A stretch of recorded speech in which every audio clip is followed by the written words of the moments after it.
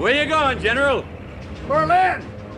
I'm gonna personally shoot that paper-hanging son of a bitch! Released in 1970, Patton is not just an epic war film, but also a work of art deeply marked by history. Based on the complex life of General George S. Patton, one of the most brilliant yet controversial military commanders of the 20th century, the film portrays a character who is both a strategic genius and a man obsessed with glory and fame.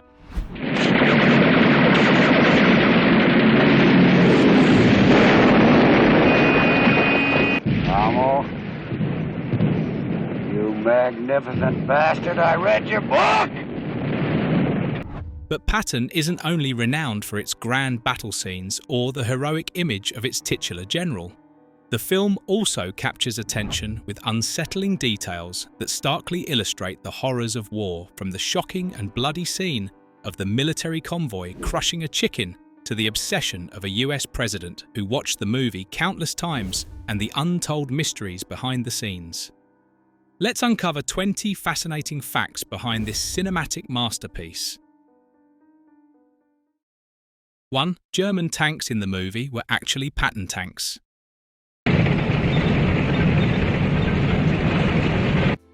In Patton 1970, the tanks portrayed as those of Nazi Germany were actually American M48 Patton tanks provided by the Spanish Army. After World War II, almost no original German panzer tanks remained, forcing the filmmakers to turn to other military units to recreate the battles. Under Francisco Franco's regime, Spain still possessed hundreds of M48 tanks supplied by the US in the 1950s. The filmmakers repainted them, added Nazi symbols and modified certain details to convincingly transform them into German tanks on screen. Ironically, these M48 tanks were designed to honour General George S. Patton, the protagonist of the movie. Yet in the film, Patton had to fight against machines bearing his own name. 2. Nixon and his obsession with Patton. It is often said that the Cold War is over and that the West has won it. That's only half true. President Richard Nixon was so obsessed with Patton that he watched the movie more than 10 times in the White House. He even forced Henry Kissinger, his national security advisor, to watch it with him. Nixon didn't view it merely as a cinematic work, but saw Patton as an ideal model for his leadership style. The film portrayed Patton as a strong, fearless general, always decisive and ready to confront any challenge. These qualities resonated deeply with Nixon, who was facing internal divisions in the US and the pressures of the Vietnam War. He used Patton's philosophy to bolster his confidence in his military decisions, particularly the Vietnamization strategy. 3. George C. Scott refused to film the opening scene. I want you to remember that no bastard ever won a war by dying for his country. The opening scene of Patton George C. Scott, standing in front of a giant American flag delivering a powerful speech, is one of the most memorable moments in cinema. However, few people know that Scott initially refused to film this scene. He was concerned that the speech was so impactful, it would overshadow the rest of the film, causing the audience to remember only this moment and forget his nuanced performance in the subsequent 2 hours. Director Franklin J. Schaffner knew this scene was key to the film's opening, but to convince Scott, he lied, claiming the scene would be placed at the end instead of the beginning. Trusting the director, Scott poured his heart into the performance, delivering an outstanding take in just one shot. When the movie was completed, Scott discovered the truth. The scene had been placed at the beginning of the film. 4. The chicken accident in the movie. In a scene shot in Spain, Patton's military convoy rolls through a small village. Stray chickens wandering onto the road inadvertently became victims as the military vehicles couldn't stop in time. A few chickens were run over on camera, and rather than reshoot, the director decided to keep the scene in the film. This wasn't a staged detail, but a completely accidental occurrence. However, it added to the film's realistic feel. In war, chaos and minor losses like this happen frequently, not just to people, but to everything around them. 5. No studio logo.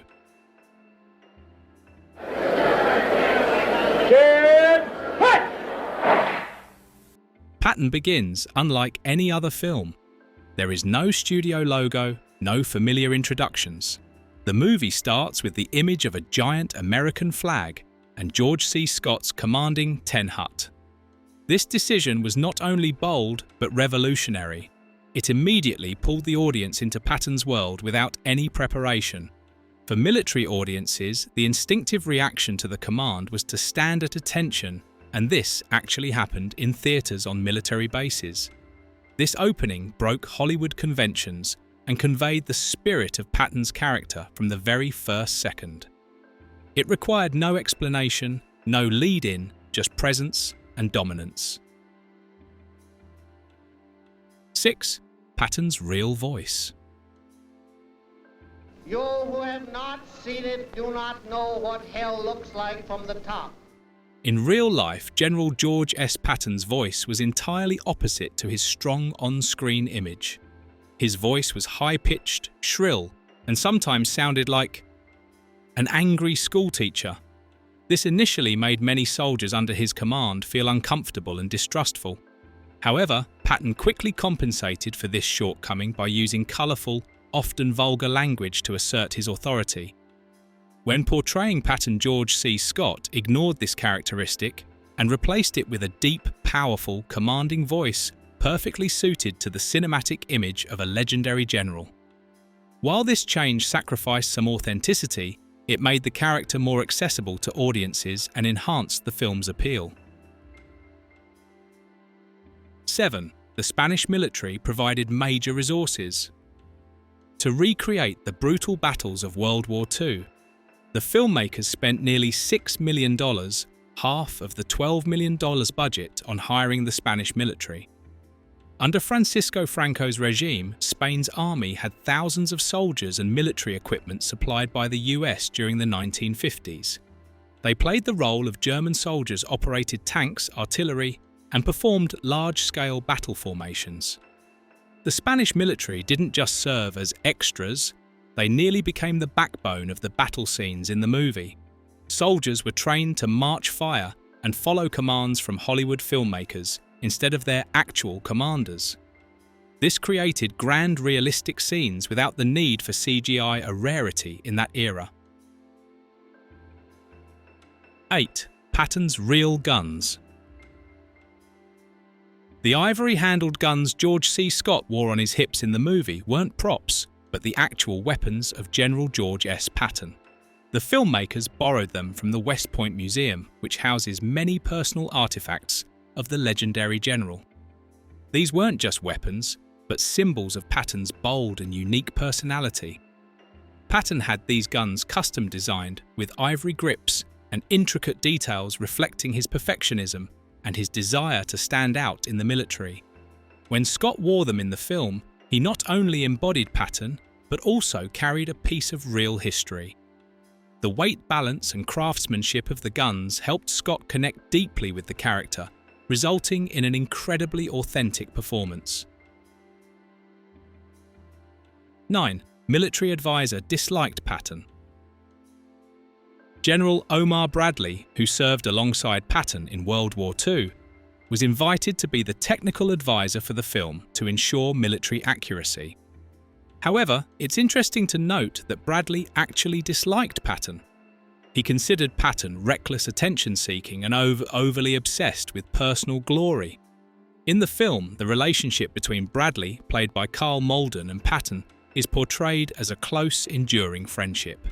But in real life, Bradley frequently criticized Patton's impulsive actions, such as slapping soldiers with combat stress or deliberately violating military agreements to gain personal recognition.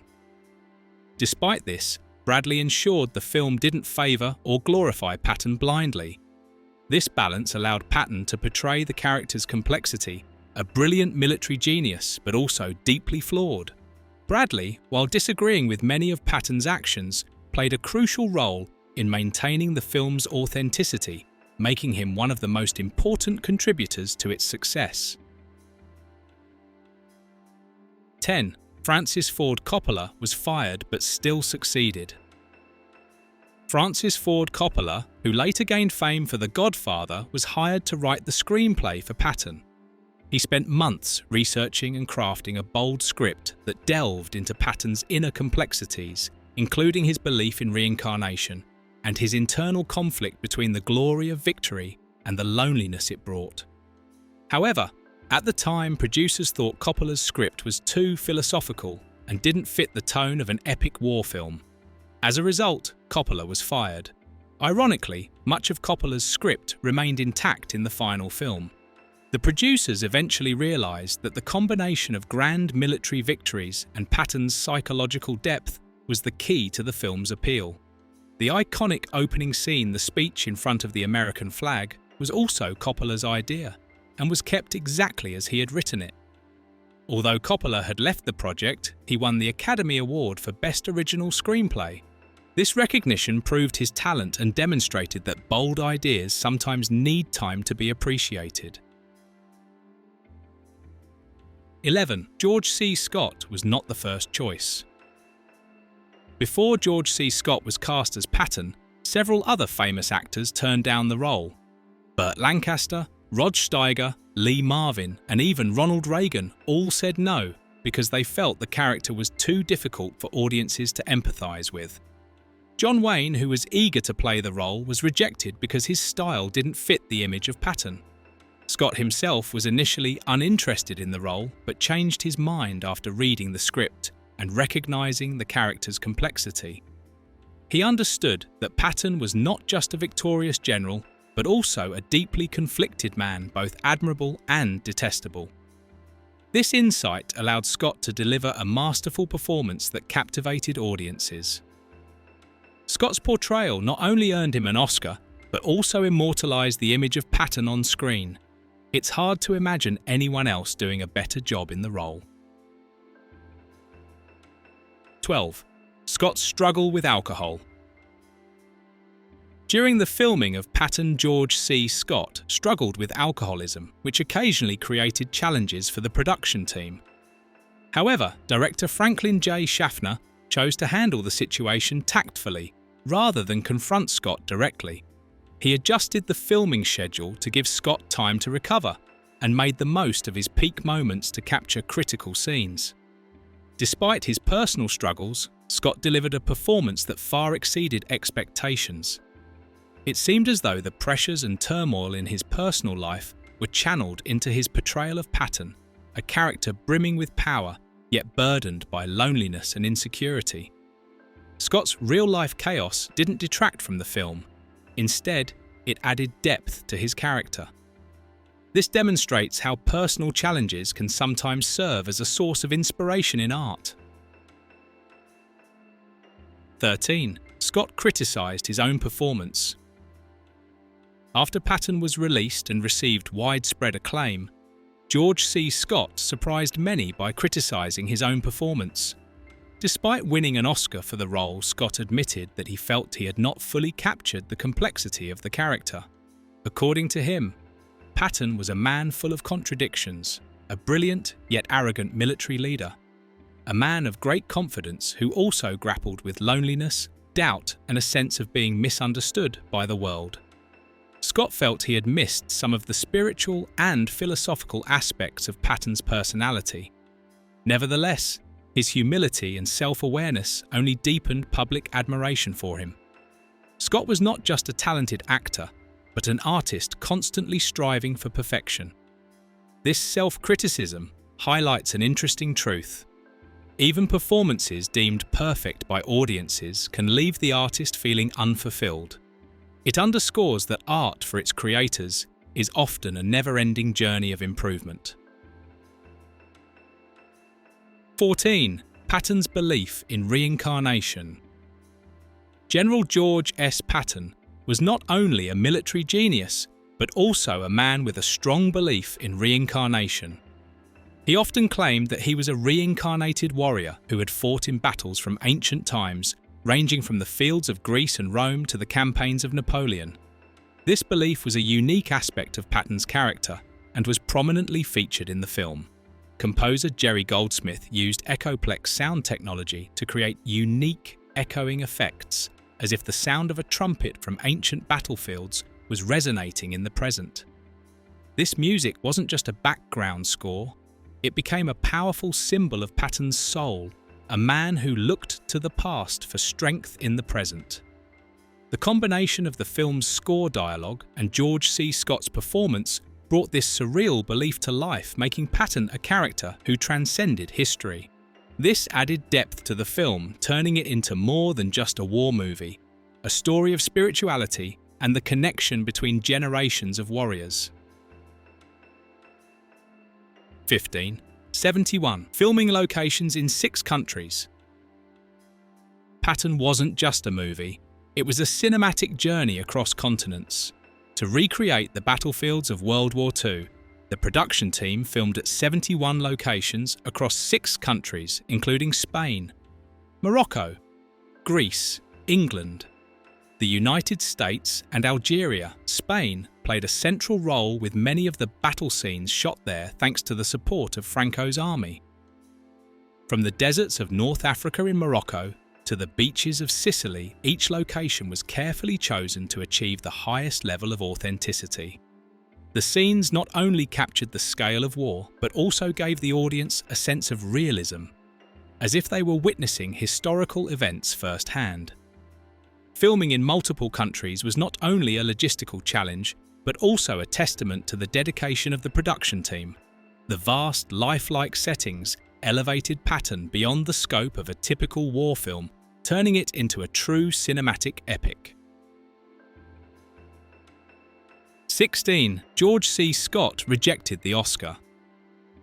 George C. Scott made Hollywood history by becoming the first actor to reject an Academy Award. In 1971, he won the Oscar for Best Actor for his role in Patton, but Scott refused to attend the ceremony and had already announced that he did not want to be nominated. Scott called the Oscars a meat parade, criticizing the idea of comparing artistic performances as if they were commodities. To him, the true purpose of an actor was to serve the character and the audience, not to win awards. This act shocked Hollywood, but also sparked a major debate about the value of artistic awards. Some saw his stance as arrogance, but many admired him for his honesty and principles. His decision reflected the spirit of Patton, a man who defied rules and lived on his own terms even if it meant standing alone. 17. The broadcast version kept the profanity. When Patton was broadcast on ABC in 1972, audiences were surprised to find that almost all of the profanities in Patton's dialogue were left intact. This was unusual for the time, as films were often heavily censored when shown on television. Patton, both in real life and on screen, was known for his colourful and sometimes harsh language. The network only cut 2 lines, one of which didn't even contain profanity. Keeping the rest of the dialogue unchanged allowed viewers to fully experience the strength and personality of the character. This decision helped Patton achieve record-high ratings, capturing 65% of US television viewers. It proved that authenticity and staying true to the character could outweigh concerns about censorship. It also reinforced the film's reputation as not just entertainment, but a work of art and history.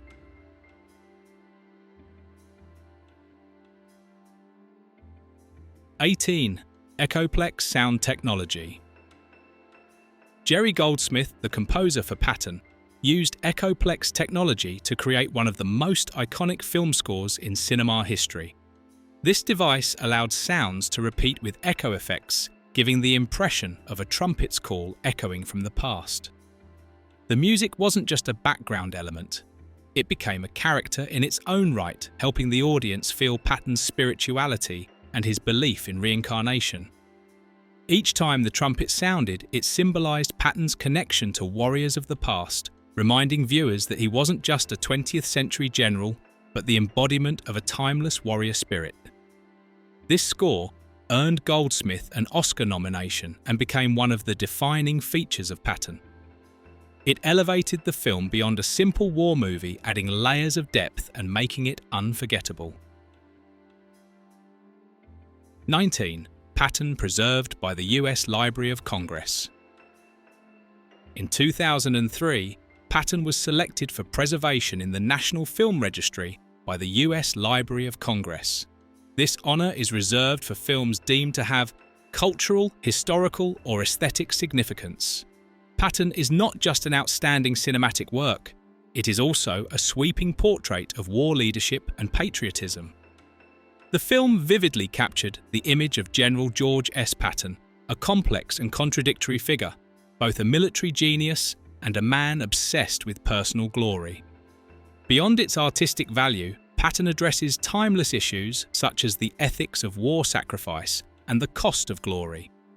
It has become a living historical document offering deep insights into World War II and how individuals can shape history. Being preserved by the Library of Congress affirms the film's lasting value and ensures that future generations can continue to access it. This recognition highlights the power of cinema not just to entertain, but also to record and convey important cultural and historical legacies. Over 50 years since its release, Patton remains a symbol of war films, a timeless masterpiece and a reminder of the importance of art in documenting human history.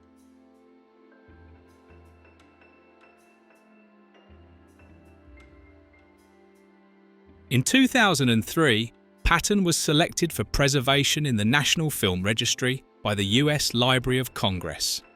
This is a prestigious honor reserved for films deemed to have cultural, historical, or aesthetic significance.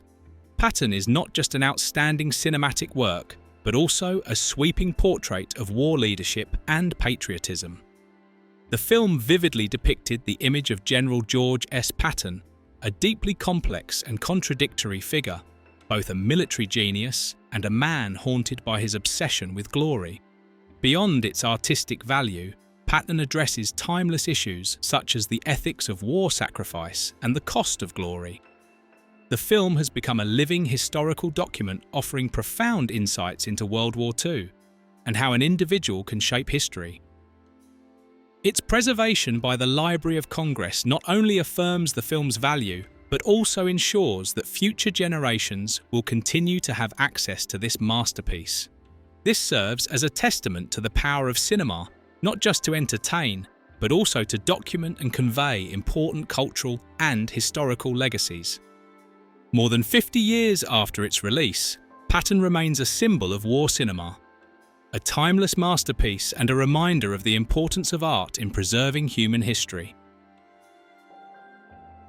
Under the masterful direction of Franklin J. Schaffner, the sharp screenplay by Francis Ford Coppola, and the legendary portrayal by George C. Scott Patton, not only won 7 Academy Awards, but also became a timeless symbol.